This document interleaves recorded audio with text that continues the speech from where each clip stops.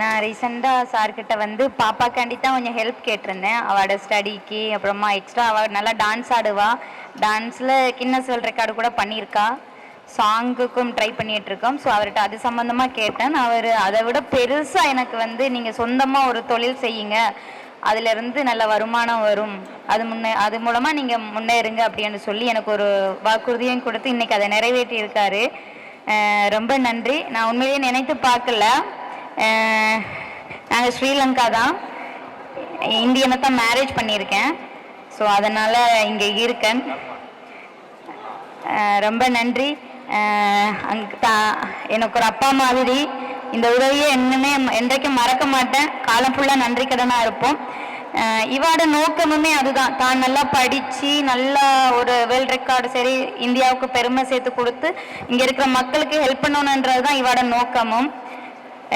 அதனால் இவாக்காண்டி நாங்கள் எல்லோரும் சேர்ந்து போராடிட்டு இருக்கோம். இவாட ஆசைக்காகவும் என்னுடைய ஆசைகளுக்காகவும் ரொம்ப நன்றி. கனவுல கண்டிப்பாக நிஜமாக்குவோம். இவர் செய்கிற உதவிக்கு நன்றி கடனாக இருப்போம். இவர் எனக்கு செய்கிற, நான் அதில் பெருசாக்கி நான் 4 பேருக்கு கண்டிப்பாக செய்வேன். இதே ஸ்டேஜில் இன்னொரு வாட்டி நானும் வந்து 4 பேருக்கு கொடுக்குற மாதிரி வந்து நிற்பேன்.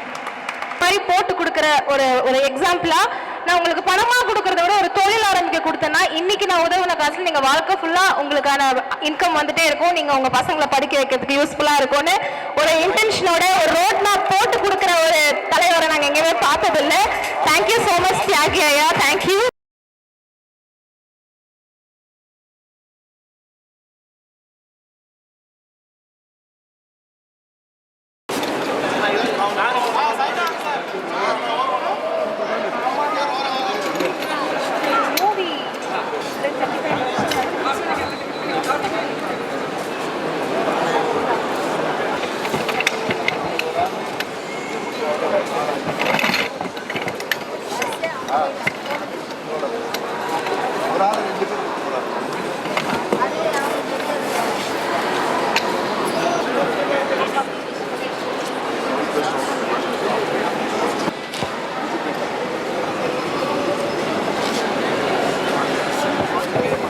டிஜே அட்லீஸ்ட் ஒரு மைல்டு மியூசிக்காவது போட்டிங்கன்னா நல்லாயிருக்கும். டிஜே வேண்டாமா? ஓ இங்கே ஓகேங்க புரிஞ்சிருச்சு. சாரி.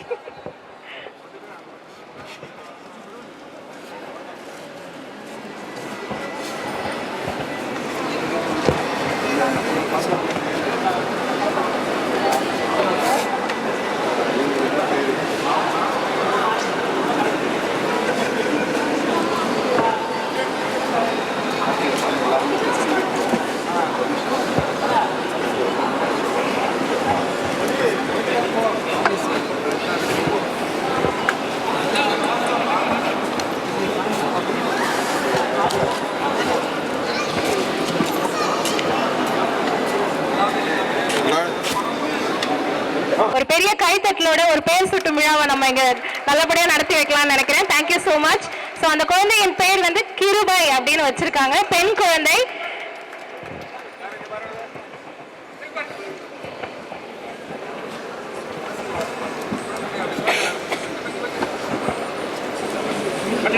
எல்லாம் பப்ளிக்கா கொடுக்க விருப்பம் இல்லை.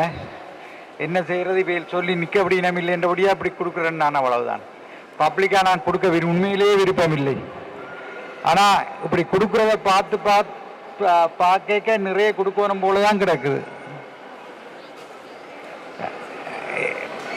என்ன தேவையோ கேட்டு வேண்டி அவட்ட கேட்டால் கொடுப்பா. என்ன தேவையோ மற்றவர்களுக்கு வேறு பிள்ளைகள் இருந்தாலும் கொப்பியல் அந்த எக்ஸசைஸ் புக்ஸ் எல்லாம் கொண்டு வந்து கொடுப்பா. என்ன கேட்டாலும் கேட்டால் கொடுப்பா. எனக்கு இதுகளில் மினக்கிறதுக்கு நேரம் இல்லை.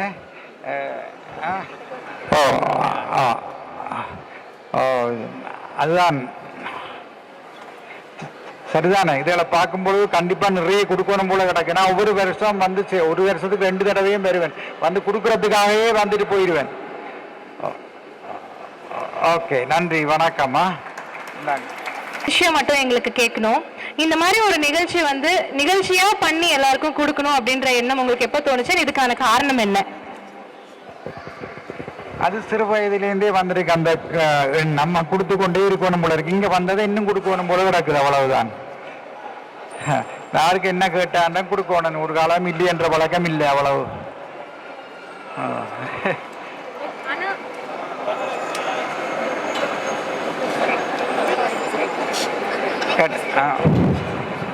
செக். ஓகே. ஸோ நீங்கள் சின்ன வயசுல இருந்தே நீங்கள் உதவிட்டு இருக்கீங்கன்னு சொன்னீங்க, அதுவும் 12 வயசுல இருந்து உதவிட்டு இருக்கீங்கன்னு நீங்கள் சொன்னீங்க. அண்ட் எந்த மொமெண்ட்ல யாரை பார்த்து நீங்கள் இன்ஸ்பயர் ஆனீங்க சார் உதவி பண்ணணும் அப்படின்னு? இந்த டிசேபிள் பிள்ளைகளை பார்த்தோன்னா எனக்கு ஒன்றுமே ஓடாது. இங்கே கூட பார்த்தேன், சில பிள்ளைகளை பார்த்தோன்னே பெரிய கஷ்டமாக இருக்குது. அவைகளை விட அந்த தாய்மார் இவ்வளவு கஷ்டப்படுவி நம்ம இந்த டிசேபிள் குழந்தைகளை வச்சு கொண்டு. பட் எல்லா விஷயம் பண்ணும்போதுமே நமக்கு ஃபேமிலி சப்போர்ட்னு ஒன்று கண்டிப்பாக வேணும்ல. நம்ம நார்மலாக ஒரு ஜாப் பண்ணோம்னாவே நமக்கு ஒரு ஃபேமிலி சப்போர்ட் தேவை. பட் நீங்கள் வந்து ஆயிரங்கள்ல இல்ல கோடிக்கணக்கில் செலவு பண்ணி நீங்க நல்ல திட்டங்கள் பண்ணிட்டு இருக்கீங்க, நிறைய பேருக்கு தேவையான விஷயங்களை கொடுத்துட்டு இருக்கீங்க. ஃபேமிலில இருந்து என்ன மாதிரியான சப்போர்ட் இருக்கு, அவங்க எந்த அளவுக்கு உங்களுக்கு சப்போர்ட்டிவா இருந்திருக்காங்க ஃப்ரம் த பிகினிங் ஸ்டேஜ்? அப்பா இது வந்து உங்க ஃபேமிலி சப்போர்ட் பண்றாங்க. ஃபேமிலி ஃபுல் சப்போர்ட் தான். ஒன்று காலம் ஒன்றும் கொடுக்க வேணாம்னு சொல்ல மாட்டோம், நிறைய கொடுங்கன்னு தான் சொல்லுவீனம். நான் சுவிட்சர்லாண்டில் இருக்கிறேன்னா அங்கே விட்டுட்டு இலங்கையில் இருக்கிற காரணம் மக்களுக்கு உதவி செய்ய வேணுமென்றதுக்காகத்தான். என்னுடைய பிள்ளைகள் எல்லாரையும் விட்டு இங்கே வந்திருக்கிற காரணமே அதுதான். நான் தனியாக இருக்கிறேன், இடையில போய் பார்த்துட்டு வருவேன், அவையிலும் வந்துட்டு போயிடும், அவ்வளவு. Okay, one last question sir. நம்ம வந்து இந்த உலகத்துக்கு வந்திருக்கோம், நம்ம இவ்வளோ தூரம் சர்வை பண்ணியிருக்கோம்னா எல்லாத்துக்கும் ஒரு காரணம் இருக்கும், அதுக்காக நம்ம ஓடிட்டு இருப்போம். பட் நம்ம யங்கர் ஜென்ரேஷனுக்கு ஒரு அட்வைஸ் கொடுப்போம்ல, நீ இந்த மாதிரி இரு, இந்த மாதிரி பண்ணு. யங்கர் ஜென்ரேஷன் ஆர் உங்க கிராண்ட் சில்ட்ரனுக்கு ஏதாவது நீங்கள் அட்வைஸ் கொடுக்கணும்னா என்ன கொடுப்பீங்க? தண்டிச்சு ஒருத்தருமே இயலாதுன்னு இருக்காம ஏதாவது ஒரு சிறு தொழிலை துவங்கி செய்யக்கூடியதாக இருக்கணும், இல்லாட்டி ஏதாவது ஒரு தொழில் முயற்சி கொண்டு இருக்க வேணும்னு தான் நான் விரும்புகிறேன். அப்படியான இதுகளுக்கு தேவையண்டா கூட நீங்கள் கிருத்திகா மேடத்தை கண்டக்ட் பண்ணால் அவள் உதவி செய்வா, என்னட்ட கேட்டுட்டு செய்வா. என்னட்ட கேட்காமலேயும் செய்யலாம்னு அவருக்கு ஒரு பெர்மிஷன் கொடுத்துருக்கு. சரி, ஏட்டா வணக்கம். Okay, thank you so much sir. Thank you. உணவை தாண்டி ஒரு விஷயம் போதும்னு நம்ம சொல்லவே மாட்டோம் இல்லையா? ஒரு உணவுக்கு மட்டும்தான் போதுங்கிற எண்ணமே வரும். ஒரு லெவலுக்கு மேல நம்மளால சாப்பிடவே முடியாது. போதும் போதும் போதும் போதும்னு சொல்லுவோம். காசு, பணமோ, சொத்தோ இன்னும் வேணும்னு மனசு சொல்லிக்கிட்டே இருக்கும். அதே மாதிரி நம்ம பிரபஞ்சத்துக்கிட்ட என்ன கேட்கிறோம் அப்படிங்கிறது தான் எல்லாமே இருக்கு.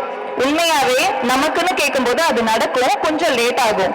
ஆனா இன்னொரு உயிருக்காக நீங்க கேட்டு பாருங்க, அது உடனே நடக்கும். ஐயோ யாரோ ஒருத்தவங்க கஷ்டப்படுறாங்க அப்படின்னு சொல்லி ஒரே ஒரு விஷயம் நீங்க கன்வே பண்ணுங்களேன், 100 பேர் உதவி செய்யறதுக்கு வந்து நிற்பாங்க. அந்த மாதிரி ஒரு நல்ல உள்ளம் எங்களை நம்பி இவ்வளவு பெரிய விஷயத்த பண்ணிருக்காங்க. தியாகி ஐயா ரொம்ப ரொம்ப நன்றி. எங்களை நம்பினத்துக்கும் எங்களுக்கு இவ்வளவு சப்போர்ட்டிவா இருந்ததுக்கும். முக்கியமா இன்னொரு விஷயம் சொல்லும், பத்திரிகையாளர் நண்பர்கள், நாங்க சொன்ன உடனேயே வந்துட்டீங்க. ரொம்ப ரொம்ப நன்றி, ரொம்ப ரொம்ப நன்றி. எஸ், ஒவ்வொரு வாட்டியும் எங்களுக்கு எவ்வளவு சப்போர்ட் கொடுக்குறீங்க அப்படிங்கறதுல ரொம்ப ரொம்ப கிரேட்ஃபுல்லா இருக்கும்.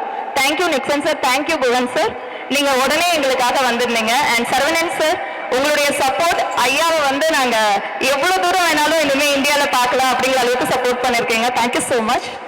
அண்ட் முக்கியமா அசா சார், எங்களுடைய டீம், நீங்க பாக்குற இத்தனை விஷயமும் நடந்தது ஒரே நாள்ல தான். உண்மையை சொல்லணும்னா மண்டே ஈவினிங் ஃபைனலைஸ் பண்ணி ஒரே நாள்ல ப்ரொவிஷன்ஸ், வீல் சேர்ஸ், எங்களுடைய டாக்டர் ஜோஷ்வா சார் ஒரே ஒரு இடம் தான் சொன்னாரு, சர்ஜரிக்கல் நம்மளுடைய வீல் சேர்ஸ் வந்து ஒரே நாள்ல வந்து இறங்கிடுச்சு. அவ்வளவு சப்போர்ட்டிவ். அண்ட் இது வந்து ஆட்டோ வந்து 2 லட்சம் ரூபாய் கொடுத்து ஒரு 2 ஃபேமிலிக்கு ஹெல்ப் பண்ணியிருக்காரு. அவங்க நாங்க இங்க கூப்பிட முடியல.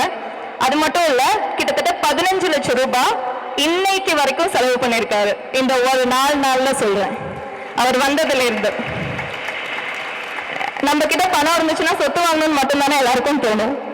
உண்மையாவே 15 லட்சத்தை 4 நாள்ல செலவு பண்ண பர்சன் நீங்க பாத்திருக்கீங்களா? அது மக்களுக்காக பண்ற ஒரு மிகப்பெரிய சேவைன்னு நினைக்கிறாரு. அதுல நான் ஒரு டூலா இருக்கிறதுல நான் ரொம்ப ஹாப்பியா இருக்கேன். தெரியல கடவுள் என்ன வந்து இந்த மாதிரி கொடுக்க வைப்பாரா அப்படிங்கிறது தெரியல. 5 வருஷத்துக்கு முன்னாடி வரைக்கும் ஒரு ஆர்ஃபனேஜ் போய் ஒரு கேக் வெட்டுறதுதான் சமூக சேவைன்னு நினைச்சேன்.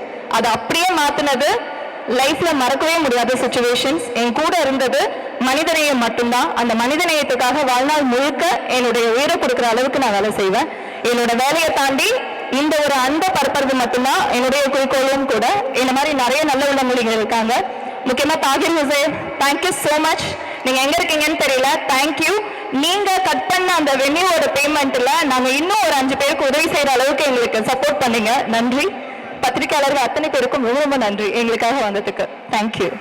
தேங்க்யூ. விஷயங்கள் 2 நாள்ல முடிச்சிங்க. ஆப்வியஸ்லி எனக்குமே தெரியும், என்னையும் நீங்க நேற்று தான் புக் பண்ணீங்க. ஸோ அந்த அளவுக்கு ஷார்ட் டைம்ல இவ்வளோ விஷயங்கள் ஆர்கனைஸ் பண்றது அவ்வளோ சின்ன விஷயம் கிடையாது. அண்ட் உங்களை எனக்கு க்ளோஸா ரொம்ப நாளாவே தெரியுன்றதால நானும் உங்களை பர்சனலா பார்த்த வரைக்கும் நீங்களும் நிறைய விஷயங்கள் இன்வால்வ் ஆகி நிறைய விஷயங்கள் பண்ணிட்டு இருக்கீங்க உங்க சக்திக்கு மீறி. அதையும் நான் பார்த்துட்டு இருக்கேன். அதனுடைய ரெஃப்ளெக்ஷன் தான் இது எல்லாமே.